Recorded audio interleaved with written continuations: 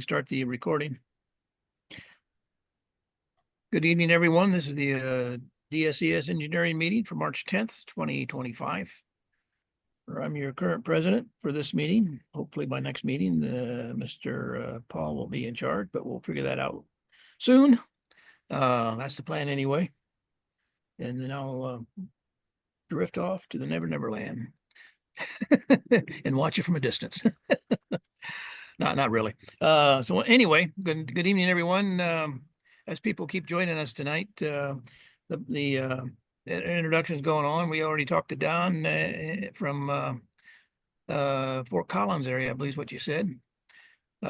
Chuck showed up here earlier from Glenwood Springs, formerly from the West Coast, and I see Jim W1XR, Jim Welch, I believe is your name, and Larry. I believe you're the new guy that just signed up this week. Larry, can you tell us a little about yourself? Sure. No, I've been a member for about a year in 7 Okay, okay. We had a Larry show up earlier, so sorry, I got you mixed. I didn't see any last name there, so that's why I asked that question. Yeah. Okay. Apologize for that. What's your last name, Larry? I'm sorry. Stewart, Stew. Oh, yeah. Okay. Okay. I do have you on the roster. I'd kind of like to ask everybody if you wouldn't mind when you do these Zoom calls, include your last name and your call, because it's really I try to keep notes on everybody that's in, and sometimes it's just hard to tell. Well, at least with the call, I can go back and look up later. And yeah, but it takes a lot of time to go back and look up calls. Yeah. It'd be easier if we just include our last name. Yeah. Well, I don't see that. I don't have mine on there. Well, I do have it on when I go to blank. No, I don't. I don't have that on there. Oh, yeah.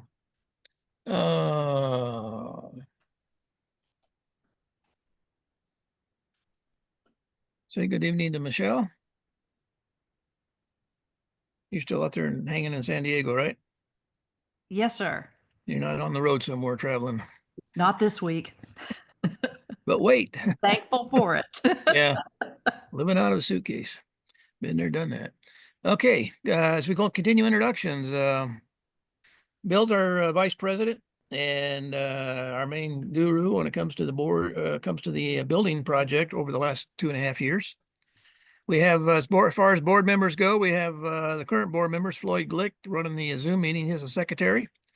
And Paul Sabone, our current vice president for entertainment, right? Marketing. Marketing. And Sexy girls. Yeah. And Rick Abley, a board member. And Don Latham from board member from Montana.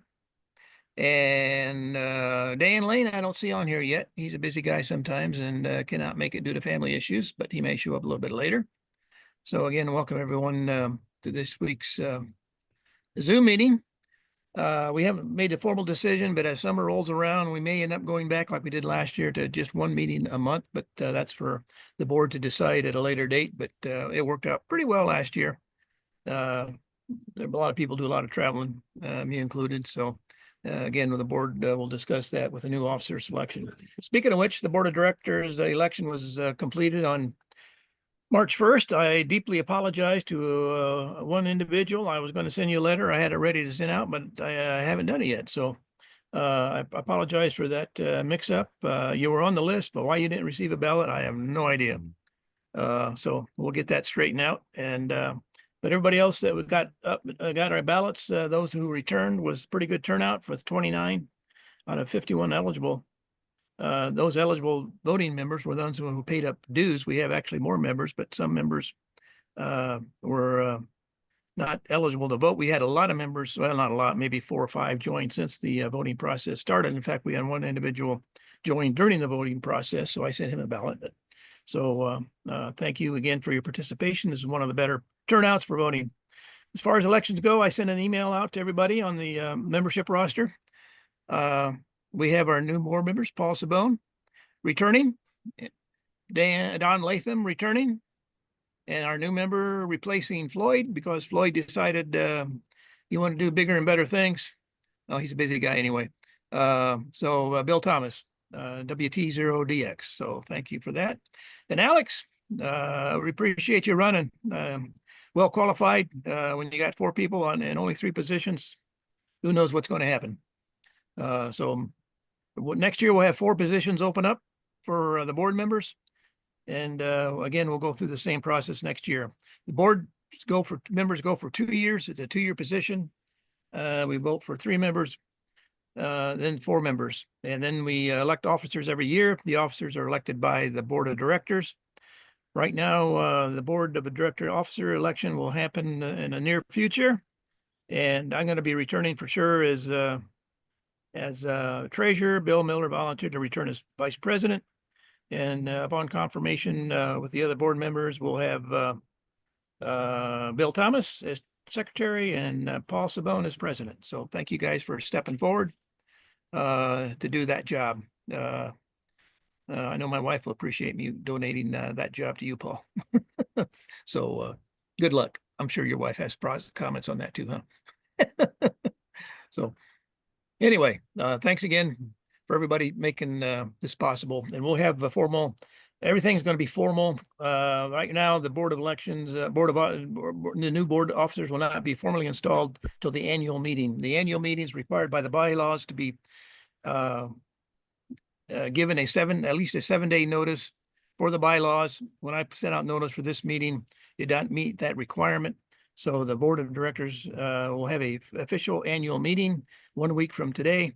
Again, that may change once we talk to everybody on the board, but we're hoping next 1 week from today, and everybody will formally be installed in their positions. So right now, Floyd's still secretary, and the other and Bill Thomas is a board director elect for that position. As when he moves in, he'll take Floyd's spot. So, any questions on that? Any information that needs to be redone, re-talked about? I don't want to get too more details than what I did. There's, we got to do it by the bylaws, and that's the reason we can't really do it tonight. I will talk about a little bit about membership roster goes. We have, when we started January 1st of 2024, we had 96 members, of which 65 were voting, 31 non-voting. And January 1st, we had 117 members, 70 voting, 47 non-voting. As of today, we have 114 members, 68 voting, 46 non-voting. And we have these members come and go. Some decide to stick with us for a year or two, then they go somewhere else and they come back. So by the bylaws, you got to be paid up to vote. You got to be paid up on your annual basis. So if you have any question about when your dues are need to be sent, I try to send out notices to everybody that dues are when your required annual dues are needed. And if you feel you paid and if I send you a notice and you feel you have paid, well, please let me know so we don't get our information squared away. So keep that in mind. And I try to send notices out whenever somebody's 1 year is up on their dues. So that's how the membership goes. We've really increased dues. A lot of it has to do with a lot of things we've been doing lately. The work that Paul and Bill has done at various AmFest and conventions has drawn in a lot of members. And the stuff we're doing with the 30-foot dish we did earlier in the summer brought in a lot of interest. The EV projects bringing a lot more interest in. So thanks to everybody who has joined, and thanks to those who continue to give their support to DSES. So we'll continue on. If I can find the let me see what else. So that concludes the election update, financial membership update. And Paul, you're next on the list. You and Alex, if you guys want to talk about the EV25 update. A lot of work's been done in the last couple of weeks, and especially on Alex's part, he's been doing a lot of traveling back and forth from Arizona to Colorado. So when you're ready, Paul. Well, Alex has done all the hard stuff. That he has. I was down at Alex's house earlier last week. Midweek, I was at Alex's house, and it's very impressive what he's doing there in his shop. So go ahead. Everything's very impressive with what Alex has done, and it's kind of amazing. But we spent the weekend working on EVE, and Alex was, as usual, right into everything. And I guess I'll let Alex maybe give a little bit of information on that. I know that Bill Miller has a file of pictures and things like that. I didn't know whether Bill You wanted sure. any of those while we're at it. Yeah, I could probably do that if you want. That would, pictures of 1,000-word stuff, and we'll see what Bill. Okay. Let me get my window open here and I'll share. All right. I think it doesn't like this. Okay. Okay.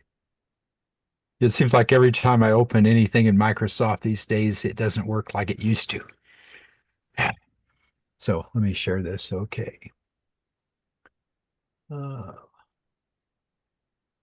Let's see, that is screen. Which screen is this? Sorry about that.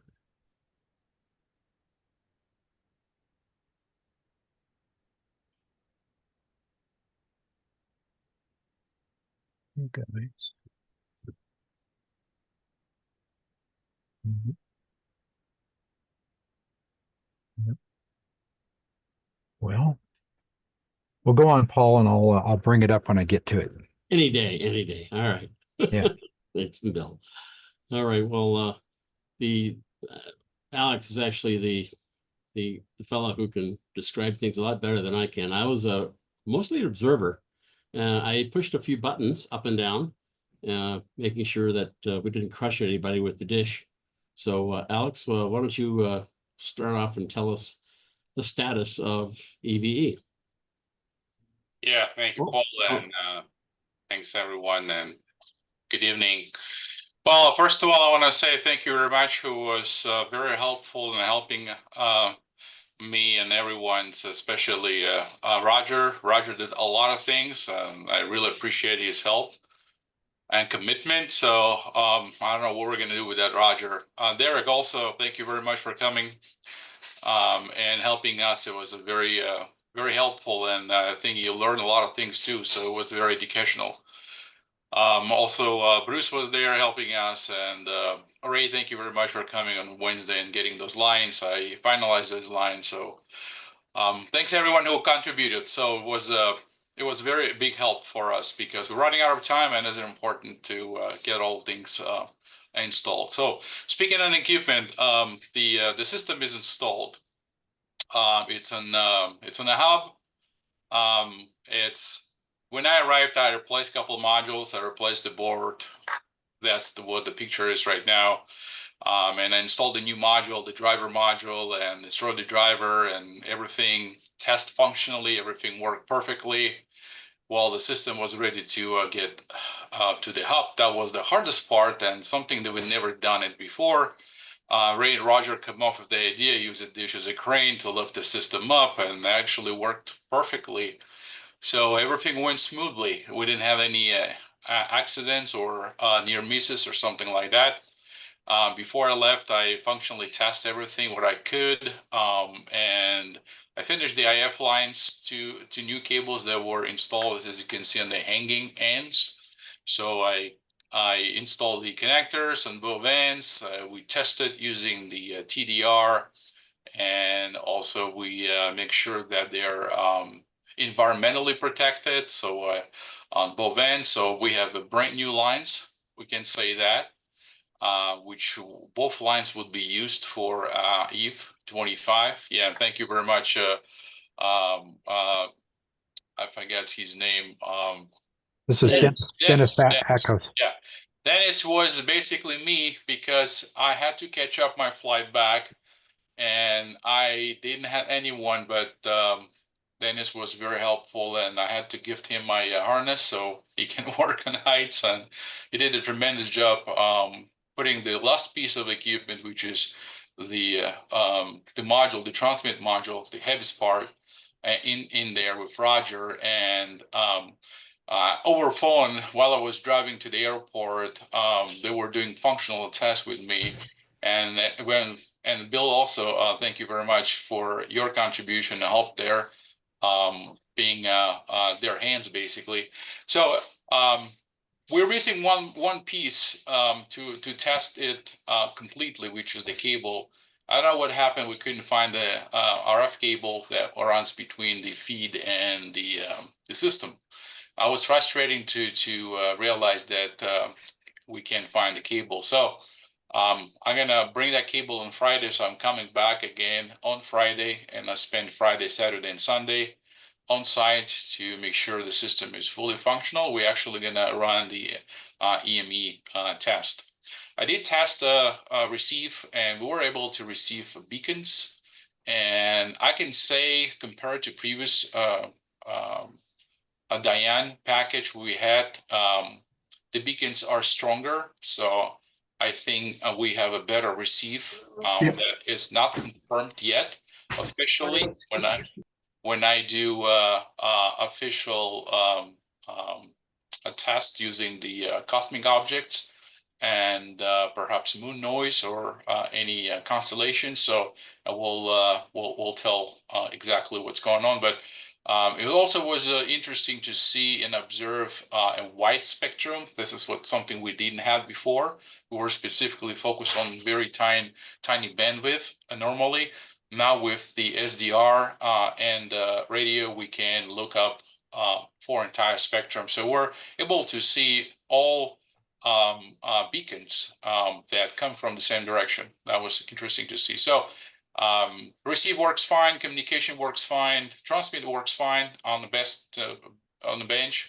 We just need to install the last piece of cable, which is going to happen actually this Friday, this week. And if weather permits, we're going to be running EME on Saturday. So that concludes the equipment update. At this point, we don't need to do anything else. Everything is installed and ready to be used. We need to do some minor adjustments to feed position for the optimal focal point and test to transmit, which can be done within a few hours on Friday or Saturday. That's it for me. Alex? Yes. So the only connection you need to do on the transmitter is that rear 7/8 connector that's pointing up, correct? Yeah, that would be 716 DIN connector that's going to Oh, run 7/16? back. Yeah, Okay. from the back of the combiner to the feed. I think that, okay, because I was able to get my hand on that actually surprisingly easily from leaning around. And so I think that, yeah, the out there, depending on the height of that that elbow that you're going to put on there, I think you're going to be able to put that on without disturbing the transmitter. Fingers crossed. Yeah, that was my impression too. After I visually, when I was there and now trying to visually identify what room we have there, and it was pointed that it's okay, and it would be tight, but it's still doable because I don't want to pull the system up just for putting that connector. But Yep. since this is connected right close to the opening, there is enough room for the hand to operate. So I will make sure that everything installed, and we'll make sure that they connected tight. And then we'll connect to the feed, and we'll do the final check. And we need to find a position for the temperature sensor and the humidity sensor somewhere at the hub on the front side, and bolt it down on or just use a zip ties or something like that. So everything else, it's very surprising, and everything went smoothly because we didn't have to cut something and trim something. Everything just went there. Thank you very much, guys, for insisting on making mock-up and testing it advanced, which has worked out very well, and we didn't have any concerns. So and as I said, Roger did a great job making those mounts in there and crate that we used to lift. Everything worked out well. So thank you very much, team. And we're very close to the very fun part of this project I've been waiting for an entire year. I just wanted to add for Roger there, that's the crate. And he used the dish as the crane to lift the system up into the feed point. So there's the tether on the crate, and the unit is inside the crate, and they lifted it up onto the platform and were able to install it that way. But it's pretty heavy. It's probably, what is it, 80 pounds? Yeah, with the crate, it would be about more than 80 pounds actually. Yeah, But probably 100 pounds with the crate. So I yeah. also recorded video, Bill, and it should be on the Dropbox. Oh, really? I didn't see it. I'll look for it if I Yeah, get it. I'd like to also mention that we did a dry run. Alex suggested that we have a little bit more real estate on top of the platform, and we hauled a pallet up there and secured the pallet. So there's now a pallet at the top of the platform, which means you have to kind of lie down on the ladder to get up to the top, which actually is surprisingly not as difficult as I thought it was going to be. But then it gave us, a lot more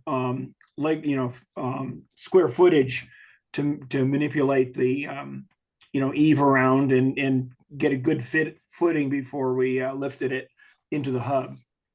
Yeah, I'd like to suggest that we should have a platform, because I felt really unsecure leaving the harness stepping there, because we just literally have less than a foot of workspace working, and having in your hand 70 pounds and you have an opening space right in front of you. It's kind of your brain is constantly occupied by all this scenarios that could happen. So, and I didn't want to think about this, so I asked Roger to find something we can use and place it. And here we go. That was just an amazing solution for us to use a pallet, which worked well. So yeah, in the future, we might going to build some panels so we can lift it up when we do some engineering operation. I understand before we didn't need it because we never had this, and it was easy to carry Diane or science feed or something. But at this point, when we have already new equipment, we have to think ahead and have something more durable and secure for operators to operate there. Alex, I just had one question. Did you ever find the original cable? Nope. Hmm. Once again, I don't want to think about what happened with it. I think we will think about later when we As long as you have a cable, that's all that matters. Yeah, I have to make a cable. I got all parts I needed. I just gonna make a new cable, and then when everything installed and operational, we successfully gonna execute. They're gonna think what the hell happened. Okay. Okay, the one thing I noticed for your next trip down here is the possible weather issues. So I think Paul will need to keep you updated on that, and through a series of emails and notices on the DIO group, you can notify what's going to happen as far as the trip goes this weekend. They're forecasting right now gusts up to 48 miles per hour. So we may find that small dish, in the farmer's field next to us, if it lifts up again, and the cement blocks will be gone. I don't know. Hopefully it's not that strong. No, I don't know, 48 miles an hour. That's what there it is. Yeah. Yeah. Well, I forgot that was still attached to the concrete, wasn't it? Yeah. And it blew the concrete and the dish over about 12 feet from where it was. Can you imagine? Flipped it over and blew it over. So imagine if you're standing there, oh my God.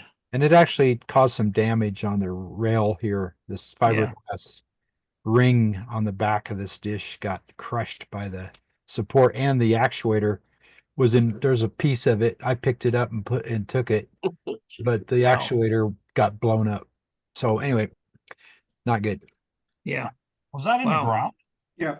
I was originally it was in the ground, and then the last windstorm blew it out of the ground, and then this windstorm flipped it over. I guess there's some reason they have holes drilled in the big one. That's right. No, well, mostly to let the water through, but it still has a tremendous wind load. That's why we don't have the dish tipped over at anything over about 35 miles an hour. Holes won't help the wind load. No, it really doesn't. Unless they're really big. Yeah. Well, if you go back a picture. Okay. Yeah, there's the pallet that Roger's talking about. You see the pallet up here in the, That's really slick. You know, you guys only need one more thing from what I see. That's a bowl of milk out back for the Menahunis. And they could probably find that cable for you. So go back Yeah. one more picture, Bill.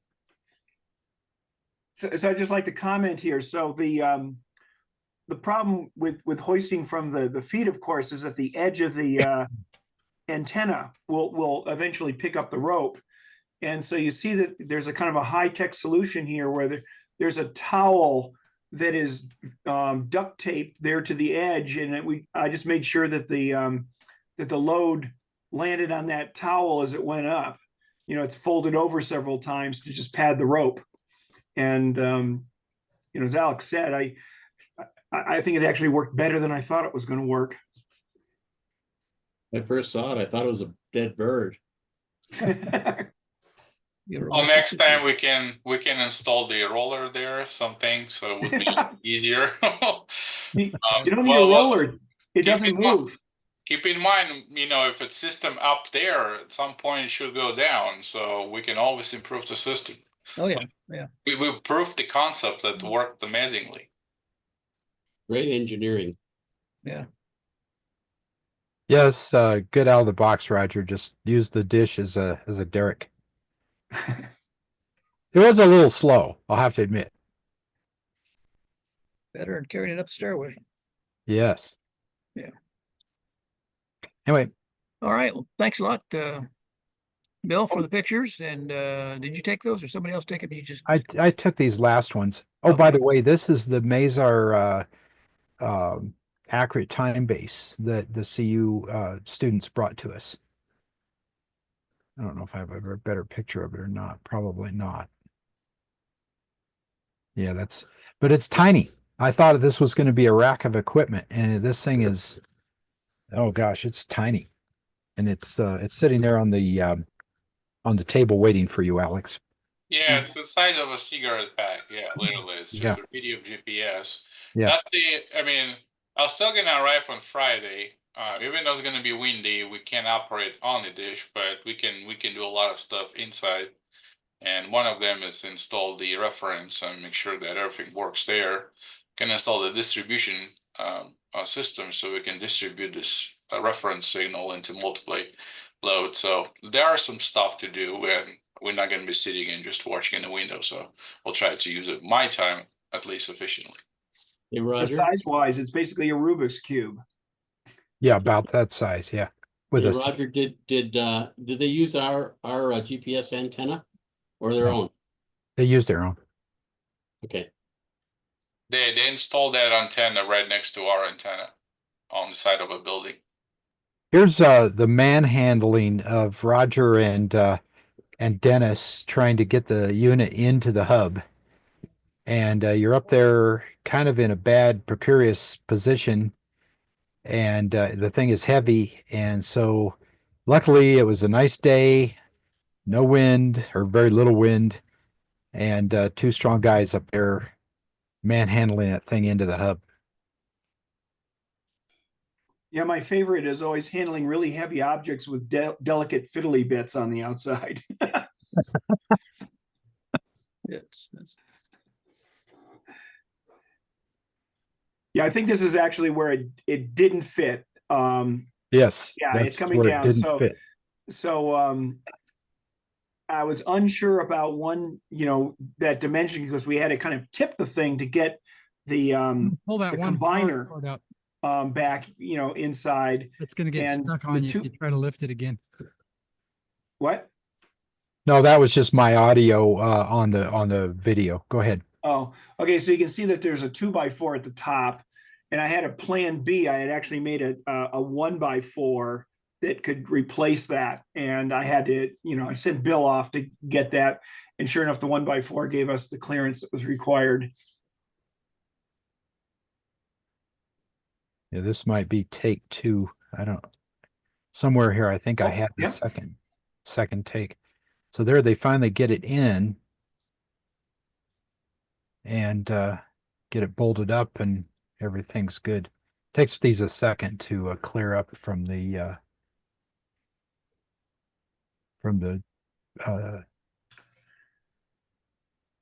the rough tag that it has on there. Looks like a perfect photos for the science magazine. Yeah. Yeah, Anyway, thanks a lot, Bill. Paul's the EVE project manager. Alex is the engineering manager, and I'm the number cruncher to make sure all the finances are taken care of. And so far, we're financially sound with this project. We still have a large bill waiting from the electrician who did the electrical upgrade. Paul, you were involved with that heavily, and you were down there also when Corey was there doing some lubrication. You want to talk about that a little bit? Sure. This is so we have for quite a while, we've been talking about the elevation system Jack Trues. and how it was going to go up and down, and there was a concern about some what's the best way to lubricate this thing, because we weren't sure when it was done last. Yeah, we have there are two jack screws that are been there forever, ever since they were built. Exactly, and I spoke with Paul Berge, and he told me that they never actually lubricated the gear stuff because they didn't know it was there, or they didn't take the plate off, or whatever, for whatever reason. Maybe they were afraid of falling off, but they didn't lubricate that, and all he used was WD-30 on the on the jack screws, which by now it evaporated. So we went to the our great Napa parts store in Eads, which has everything, and they were able to give us a few buckets of extreme pressure bearing grease that we lubricated the jack screws, and it sounds a lot nicer now. I think it sounds quieter. Some people have said that. I think Ray said it was quieter as well. So that was what we did, and we basically used the electrician to do all of our lubricating. So I told him he's got a job for next year. All right. Oh yeah, that's what we did. We lifted up the southern jack screw plate, and what you see in there is hardened grease. Some of it is like what did he call it? Beef jerky. It looks like. Anyway, you can see and then he cleaned it all off, and you can see the nice teeth there for one gear. And if you look inside there, you can see the other gear at the back. I was curious about this one, Paul. Is that daylight showing on the back of that gear? Is there an opening back there? There's something opening above, maybe something coming through the light. I don't know. I can't remember what view that is. Yeah. It's could looking be. through that square hole. Anyway, it concerned me that we could see daylight, because that would mean that, there's something open there. This is new grease. Yeah, it's the new grease. And Corey did all this for us, right? Yeah. And there's before we cleaned it off. And there's when it's cleaned off. So you can see it looks pretty snazzy, as I call it. And there's with the grease on it. And so we have plenty of grease that we applied to there. And that was it. That was it. So the rest of this is more of the Eve stuff. So yeah, that's Roger's platform that holds the system in there. Okay. That looks nice. He gave us a hand there. Yeah. But I thought, at first we thought this one picture looked like it was scored. Yeah. Looked like the jack screw is badly scored. But when he got all the grease off of it, it looked good. Yeah. Just like brand new. Yeah, a lot of comments were made about what should be done, not be done, and finally lubricating, since we had the lift there on site, get her done. Yes, and a guy who could climb. Yeah, and the lift came back about a week later and did the electrical work on the new power going up to this new 240 volt. Was it 20 amps? 240 volt 20 amp circuits going up to the dish feed, and 110 volt 20 amp circuit, I believe, or something like that. Yeah. I had something to say about that. Sure. Go for it. The problem, let me share this screen. Roger and I got up in the control deck, This is the ceramic hub that is the axle position. It's not really an axle, but it's the center point of the azimuth drive. And this used to be a slip ring ceramic with all these little grooves in here were an individual circuit. And they had what would you call them, brushes on this slip ring. But all that's gone, but we still have the slip ring, and that's where all of our wires from the upper deck come down. And you have to have enough slack in those wires that they don't bind up as we rotate the dish, because this whole mechanism rotates 390 degrees. Okay. And so what had happened, the electrician, not knowing that, he put the conduit in here. This is a liquid-tight conduit that holds the power cables for the feed up there that has two 20 amp circuits and one 110 20 amp circuit, I believe, or 15 amp circuit. Anyway, where this comes around this bracket here that holds the coaxes and the rotation of the coaxes, this is way too tight. And what will happen is if we rotate the dish, this bracket will hang up on this liquid-tight conduit, and it will either break this ceramic housing or tear up this, or both. And so we sent Corey a note and said we got to get some slack in that. And so he said he'd work on it. But it's going to need quite a bit more slack to get it. As you can see, what should happen is all those cables should hang straight down out of that ceramic core. There's And, tension on some of those. yeah, there's tension on those, and tension is a bad thing in this case. Yeah. Because they all have to rotate freely in order for the dish to rotate through its 390-degree movement. So a question I had, Bill, when I was installing those new cable connectors, I looking at this bracket, and actually when I initially last time when I was there, was troubleshooting why we have a bad cable. So I found that two connectors that you see on that plate were completely loose inside, not outside, inside. So, and this is just because I believe for rotation. So when rotation happens, they get naturally loose. So I had to tie them up. Now I look at that assembly and I couldn't identify the purpose of that plate. I mean, the cables could round down and have a loop. I don't know what the plate purpose is because it's not even grounded.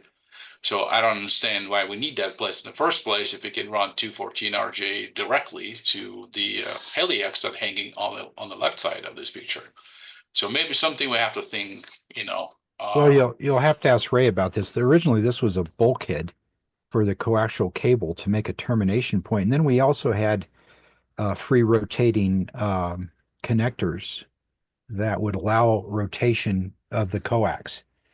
And I think we took those off for various reasons, but you're right. If this rotates a lot, then these connectors may loosen. But let's ask Ray about this bracket, because that's what he installed. Yeah, we can discuss this later. It's not a subject for this conversation. So, but just my thought, we can get rid of that if it's no need for it. Yeah, but at any rate, what we got to do is get some free hanging things, so it's okay for the cables to twist if they have a long enough twisting length, but they can't be under tension in this position, or everything's gonna get broken. That's all I got. Yeah, Alex actually had exactly the same question I had, was why that bar is there, because it seems to me that everything would work just fine without the bar if you eliminated those you eliminated the bar. That collar would just turn all the wires may wrap around themselves by 360 degrees, but it's not going to basically rotate that bar into the wires any longer. Yeah. And also remember that this is also the drain for the water. So the water, when it rains, actually water drips through. So the water is open outside on the dish. Yeah, there's a boot over the top of this thing, but it doesn't really keep all the water out because the water follows the cable right into the hole. I've been there when it was raining and I was standing and the water was dripping. So, and I'm assuming water runs on the cables and perhaps going inside the cable and the shield too. But you know, just the fact that we can improve it's needed, but not Yep. at this point. We can't do anything. Okay. Bill, what are we looking at the 10 o'clock position of that picture where the blue cable comes out? Is that a servo? Or what- That's what- the this position up here is the this is the gearbox that contains all the servos and Okay. the encoders. And so what we have here are the Looks like the one, one's the been- blue cable is the new 16-bit encoder, Okay, and the one that's black over here, it has a serial or a parallel cable with 12 bits coming out of it. Those are on a 1-to-1 gear with the total rotation of the disc. And then this box over here, this can, is the limit switch that Paul Berge built for us. And that has a 60-to-1 rotation. And then this is another synchro or seltzer device that I don't think right now we're using, but it's on a 60 or 360 ratio to the rest of the system. But these are 1-to-1 to the dish. okay, And the elevation has an identical box to this on the elevation axle.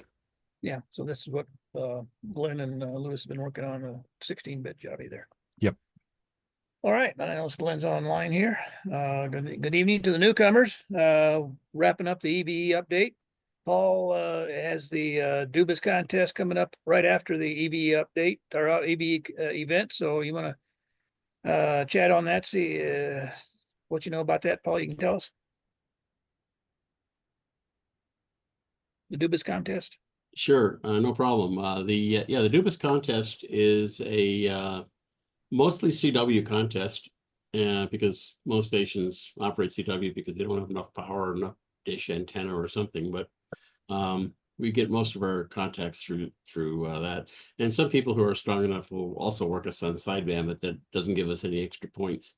The contest is 2 weeks after the EVE event, which is on the 22nd of March, and the Dubas contest starts on April the 4th, and it starts around 5 p.m., which I believe is 0000 Zulu, maybe, or maybe it's 6 o'clock now. I've got to keep checking. It's probably 6 o'clock. I didn't account for the daylight saving time, and so it's on there, and then it's also on the 5th when the moon comes up at 12:15 p.m. on that date, and it goes down at 3:49 a.m. And then there's 2.5 hours on Sunday, April the 6th, and that starts at 01:24 p.m. and ends at 4 p.m. our time. So those are the operating times. We actually, the other one runs from about 5 p.m. on Friday night till about 3:07 a.m.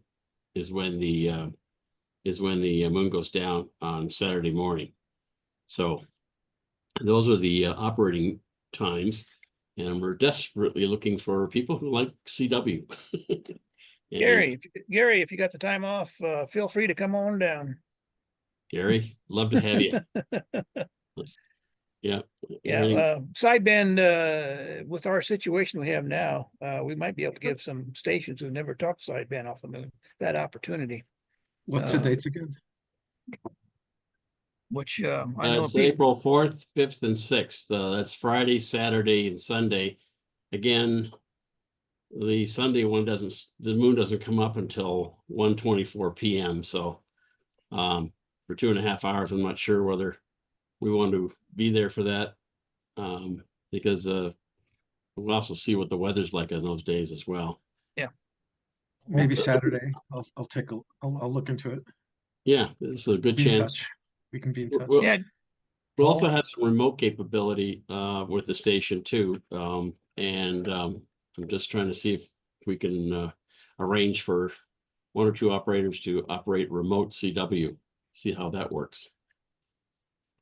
Yeah, Gary was one of our first CW operators. We first did the EME at the trailer with Ray's transverter and 100 watts direct feed to the dish with 100 watts.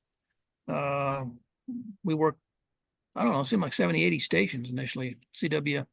We weren't too smart when it came to FT8 with what we had. Gary could do it, but he did CW much better than anybody else did the FT8.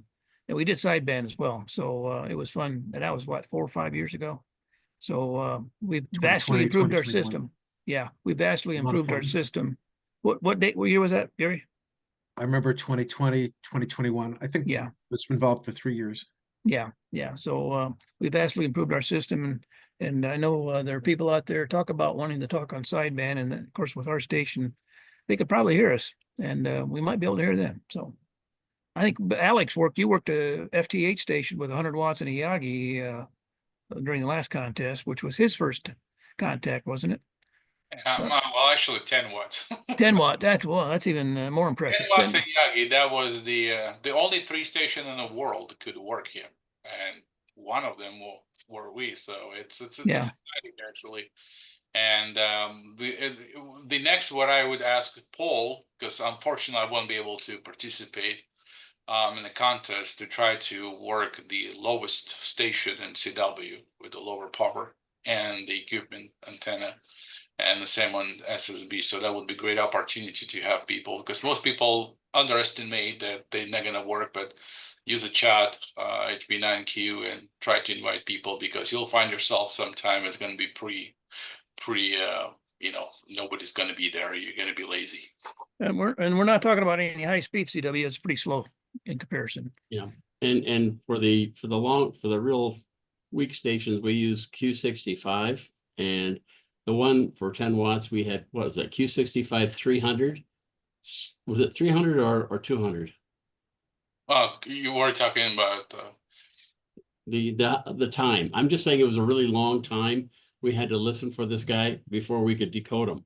So the computer. We didn't use the longest one, 300. You're right, but we used 120D mode, Q65 120, which is 2 minutes. 2 minutes. Okay, so that's a quick shout out to Skip there in Alberta. You going to be able to join us in one of these contests? Oh, I'm always on there. Oh yeah. Well, I'm hoping when you guys do this testing next weekend, I'm hoping to have a listen. Anyways, it'll be a nighttime thing, so I see the moon comes up late. But if you're going to be doing it, I'll be listening. Okay, Paul, get his email, send a text to him. Yeah. Hey, Myron, I had a question about the last Dubas contest and the last 2 contests. How did we do? I never saw the results. Were we even did we place in the last Dubas contest? Yeah, we were like number 10, I believe, in our category. Yeah, I was looking at the Dubas website and I couldn't find it. So okay. Yeah, in our category for 1296, we were by the way, the Europeans now are going to be up at 1298 or 1299. Yeah. So we are going to have to work them across the band, basically split, because our transmitter won't go up there. However, Alex has set up a wideband SDR, so we can tune all the way up there and listen for them. So at least that way we can transmit the top frequency for us. It's 1298, but we certainly can receive up to 1300. So shouldn't be a problem working speed. Yep. Again, we have a lot going on at DSES, and Paul, make sure if you remember to contact or make a list of all these folks who have helped out on this project, so we can recognize them. There's a lot of folks, volunteers, went down this past weekend, some first time volunteers, and that's very nice to see. And it's always good to see new people come down and help us out. And Dennis came down with some students, I believe, and provided some assistance as well.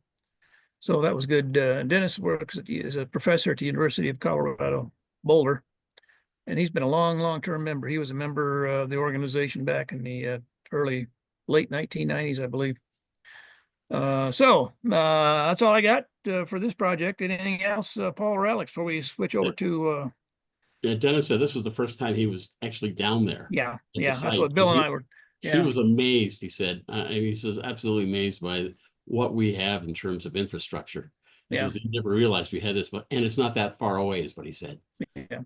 Well, DSES back in the years when Ray and I joined up in 2011 or thereabouts, the only meetings they had were maybe one or two a year up in Boulder. And I met Dennis up there at one of those meetings, and they hardly ever went to the site. Of course, the Flischner was just starting to be formed, and the work parties to go down there. Okay, let's move on. We got really some good recognition, and thanks to Elaine Hamley, K0ARR. There's an article in April QST front page. Everybody remembers the project we did in June of last year going to Southwest Colorado to remove a 30-foot dish. So Elaine, you want to talk more about it and what it took to get this in QST?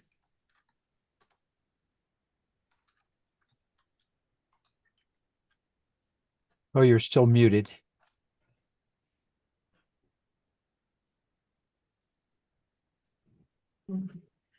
Originally, it was supposed to be just an article for the website. Then I had the idea that other people might be interested in hearing what you guys are doing and what we did with the 30-foot dish. And so I researched to find out how and to submit an article and what was needed, and started writing.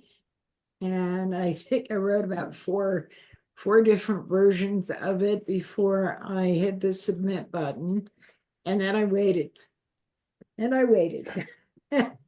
And actually, I was thrilled when I saw that email that came in that asked me a few questions and would I be interested in submitting more photos, and could I give them more information, and they accepted it. And I had no idea when it would be published.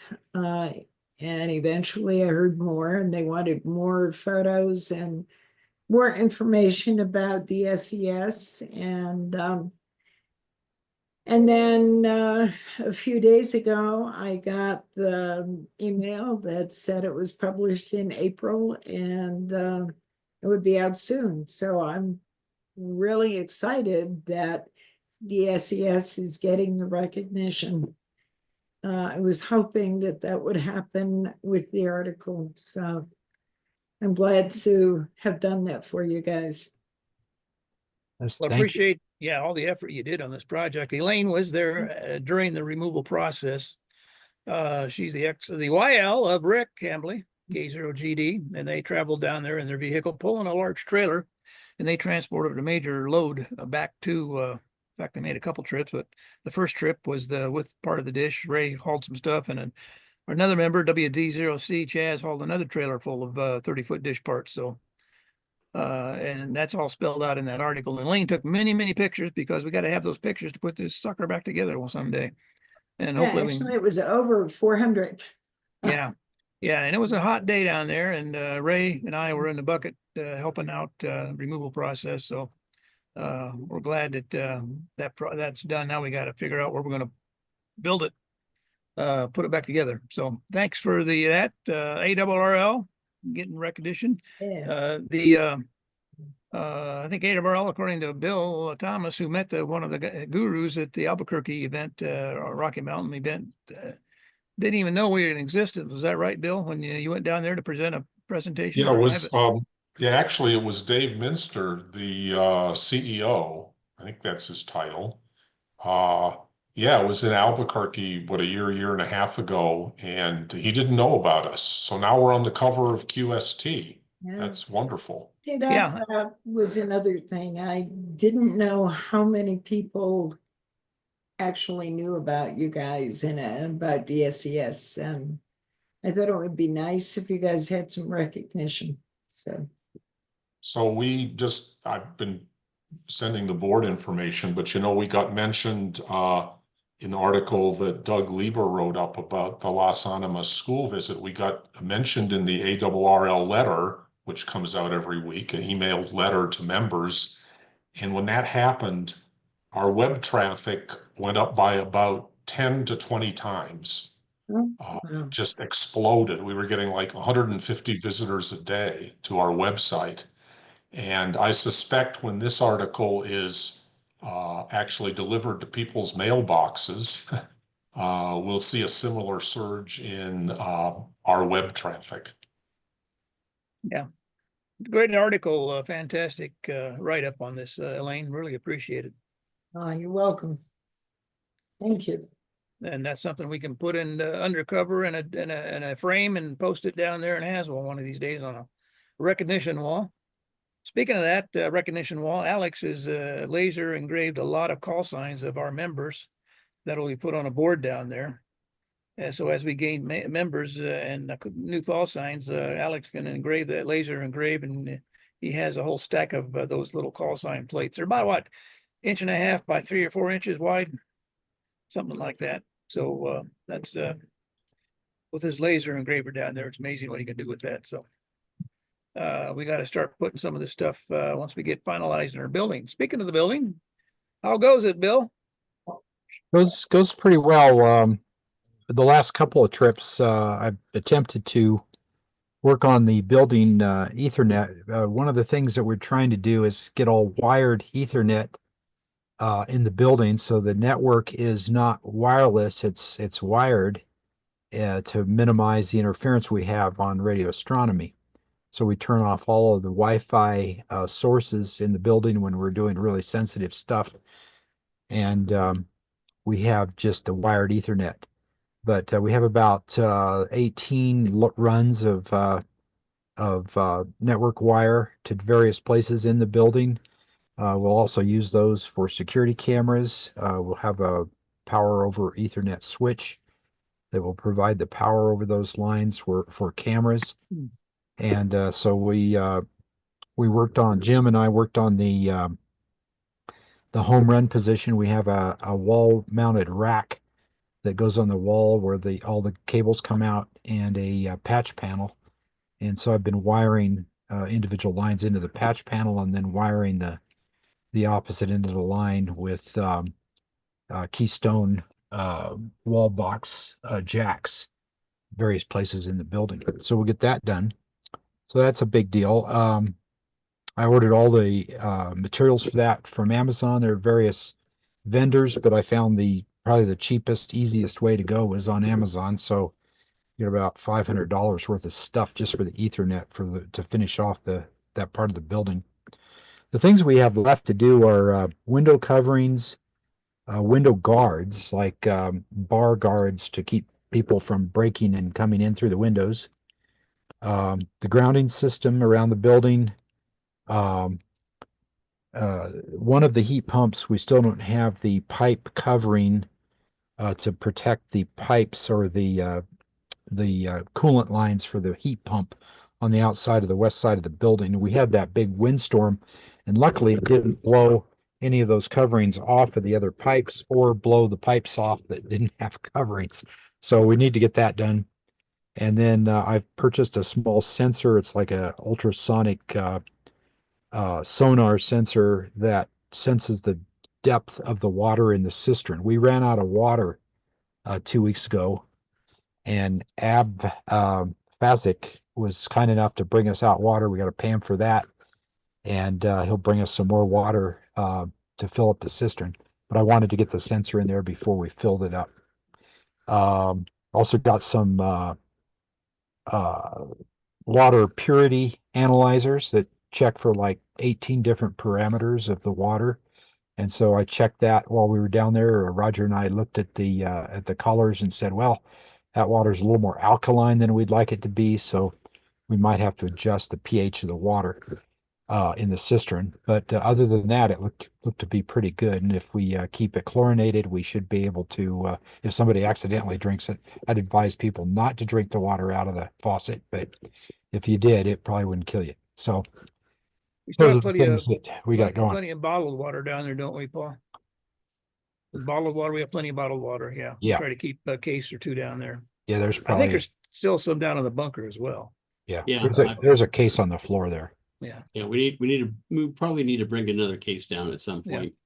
And I also been bringing these jugs of water that I get at the drinking water from Walmart, the big ones. Yeah.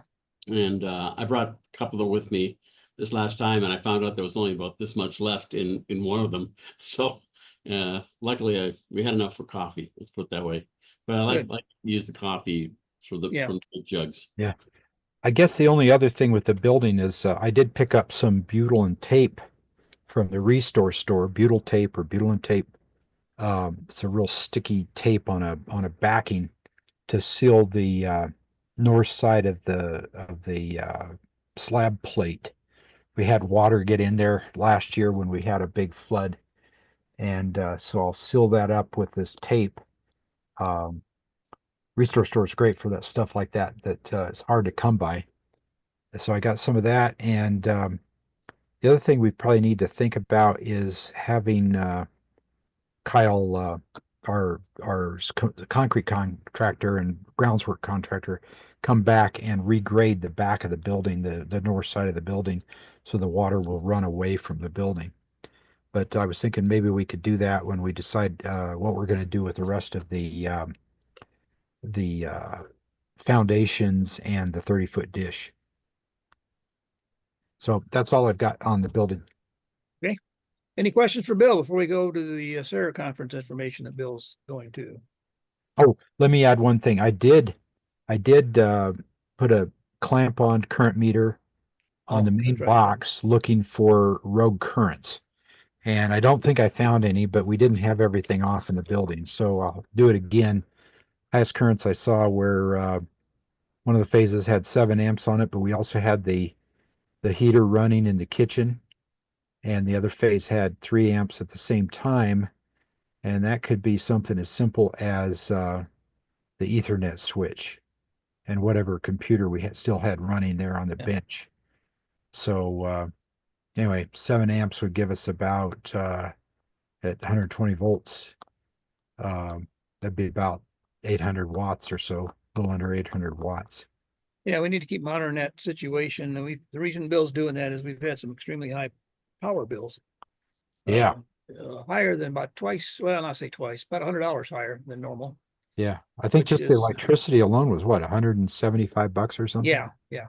We get, if you don't have basic service charge is about $40 just to be hooked up and not even use any electric power. But yeah, we've had a lot of kilowatt hours being used. I'm trying to figure out where it came from. Yeah, it doesn't make sense because our utility rate in Colorado Springs is only about a cent less than it is in Haswell. Yeah. And my house doesn't. I mean, we're here all the time, running all the lights all the time and all the utilities. And yeah, our utility bill, our electrical bill is not as high as what we're seeing in Haswell, and we're only using it about 15% of the time. Yeah. So yeah, I have an EV charger at my house, and I use that at least 4 times a month. And all my Collins and Drake stuff that uses vacuum tubes sucks power you wouldn't believe. Heats the ham shacks. And my electric bill has never been that high. Yeah. Yeah, I discovered that the heater in the kitchen was running fairly constantly, even what did it get up to? It was over 70 outside, wasn't it? Well, it was 65 degrees outside, about 67 degrees. And the inside of the building, we were running the heat pumps all day. And when we went to leave, I plugged the heater in the kitchen back in, and it was intermittently running on and off, even though the building was already warm. So we unplugged the one in the kitchen and left it unplugged. I looked at the and it was set to report minimum too, so I don't know what's up with it. But the one in the bathroom wasn't doing that. But I left it unplugged. So well, we'll have to monitor that, see how it goes, and hopefully find a culprit. Yeah, the key with the heaters was to keep the pipes from freezing when it was getting really cold. And there was no heater in the bunker turned on, right, Paul? There was nothing in the bunker turned on as far as heater goes. No, we had everything. Did anybody shut check down. the outhouse? There is a heater in the outhouse. That's never been on, at least I've never seen it. Yeah, I've never seen that on either. Yeah, that was on one time when somebody flipped the circuit breakers. Yeah, I saw one about 1.25 amps going to on one line to the bunker and about 0.17 amps on the Yeah. other line to the bunker. Okay. That's good. Yeah, there's a Good stuff. charger, I believe, or there's something in the bunker that's Yeah, it's the battery charger. And the that's been battery unplugged. charger. Are we charging that battery, No. Mike? No, we need to work on that system. It's all been disconnected. We have no standby electrical power for the water pumps, sump pumps. If we lose electric during a major rainstorm, well, we got to put our goulashes on and get down there and clean out the bunker so we need to get that fixed. That's another project we can add to our list of things to do down there. Another round to it project. We have a lot of round to it projects. Any other discussions we want to carry on? That's what the formal agenda is done. Again, we're going to have a formal annual meeting, board meeting. That's required by the bylaws. It's a 7-day notification. I guess we can officially say it's going to be next Monday. If we decide to change it, we'll be well within the 7 days. It could be anywhere between 7 and 50 days. No earlier than 7 days, no later than 50 days from when we put the notice out. So we'll get that. So a formal email will go out to everybody. I'll get with the board of directors and we'll come up with an agenda. And then when things are officially turned over to the new board election of officers, we'll probably have some more things to talk about as far as what we're going to do in the coming year. We have many projects to take care of, to include 2 40-foot towers and 2 12-foot dishes, 3.8 meter dishes, and a lot of other things. 30-foot What's that? dish. Yeah. Myron, I forgot talking about the power. I forgot to talk about the Sarah conference. Oh yeah, Sarah conference. Yeah, I'm going to go down to the Sarah conference. I'm going down on Wednesday, dropping the dog off in Alamosa, and driving on down with my wife. We're going to attend the Sarah conference on Friday, Saturday, and then do a tour of the VLA on Sunday as part of the conference. I'm Socorro, giving New them Mexico. Yeah, I'm giving a paper on the DSES and what we're doing. And that'll be similar to what I had as the open house, the virtual open house presentation, except that I'm going to modify it all and bring it up to date and include what we're doing with Eve. And so I guess the only thing I really need is one thing that would be helpful is a like a data sheet on the Eve transverter. Just tell them what that's about. And a short form of the path loss. And I don't know if I'll have time to present all that, but only have 40 minutes to do an overview of the entire organization, everything we've done. And the last time we did this, seems to me, was about 7 or 8 years ago in Socorro when we did a presentation on the solar system that was powering the site at the time. And that's a long time ago. So what we're trying to do is bring the Sarah group back up to speed on what we're doing. And of course, these are all, I call them the amateur astronomy groupies. They follow these conferences around the country. And so, Hey, Bill, do you know if they record the sessions? I think they do. Yeah, there's an online Zoom as well. Yeah. Yeah, that's right. Yeah, they record it on Zoom and then it's online so you can attend real time. Yeah, I signed up. I paid the $15 fee to sign up for the Zoom meeting. So that's doable. So if you want to look on that, look at the Sarah webpage. Yeah. One of our DSE members, Rich Russell, former president and board member, he is in charge of that group of Sarah. So yeah, and he's our initial Pulsar person before Dan Lane took over. So yeah, I go on Saturday at about, I think about 1:30 or 2 o'clock. And so I'm probably the last presenter at the conference. I don't know. Well, thanks a lot for doing that. It's no easy task doing all this stuff on your own nickel. Yeah. But, Hey, Bill. Yeah. Hey, you've been attending these Wednesday Zoom meetings we have with our friends in Europe, and I think Skip is on it and a few of the other guys. But right now, I failed to mention, but we've got like 3 dishes that are lined up to listen for us. The one in New Jersey, and then we have the the Duinglo, hope I pronounced it right, Duinglo dish, which is 25 meters, and that's in the Netherlands. And then there's the Stockert, Germany dish, which is also a 25-meter dish.